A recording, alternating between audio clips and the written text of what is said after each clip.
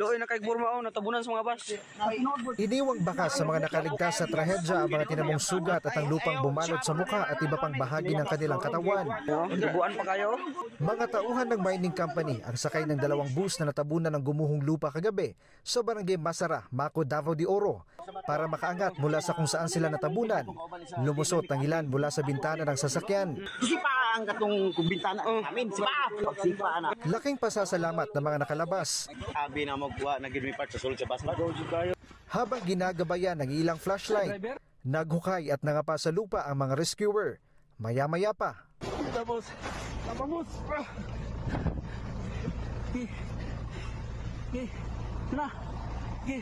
Rahatil. Oh my God. Thank you, Lord. Si boss. Ano pagluga, boss? Boss.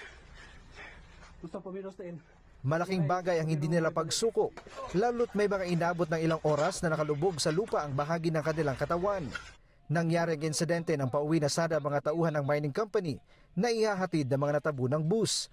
Isa pang bus ang naunang nakaalis bago ang landslide. Hinahatid yan doon sa bayan ng Mawab. So that night, yung palabas na bus is mga paalis na po, patapos na po yung shifting. Hindi magkamayaw ang mga residente.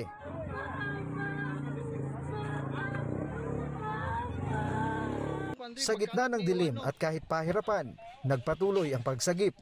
Going pa rin pagkalot, ang uban, ang bus, napadari. Nagkaroon pa natabunan diri posible. So Lord, tabangin mi Lord.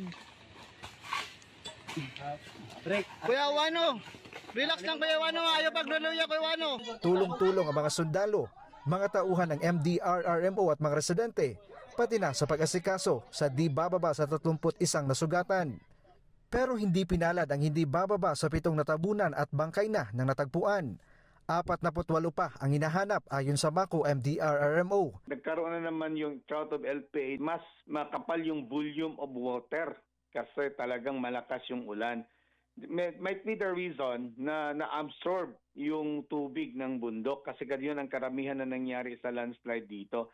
Hindi naman nakikitang may kinalaman sa landslide ang minahan sa lugar. I cannot attribute it to the mining operation kasi ang Apex Mining naman kasi well cared yung environment. Hindi nga natin malalaman na talagang may mining area dyan. Paglilinaw ng Apex Mining Company, hindi sa mine operations area nila nangyari ang insidente. Gumuho raw ang lupa sa terminal ng mga sasakyan na ginagamit bilang service vehicles para sa kanilang mga tauhan. Limitado rin daw ang operasyon ng kumpanya habang nakikiisa sa rescue operations ng lokal ng pamahalaan. Sa huli nilang tala, 62 empleyado na raw ng Apex Mining ang accounted for at nasa ligtas ng kalagayan. Patuloy namang pinaghahanap ang 45 iba pa. Mula sa area at habang sakay ng helicopter kanina, sinilip ni Pangulong Bongbong Marcos ang pinsala sa barangay Masara. Mahigit 700 pamilya ang inilikas mula sa mga lugar na malapit sa gumuhong lupa. Partikular na sa mga barangay ng Mainit, Tagbaros, Elizalde at Panibasan.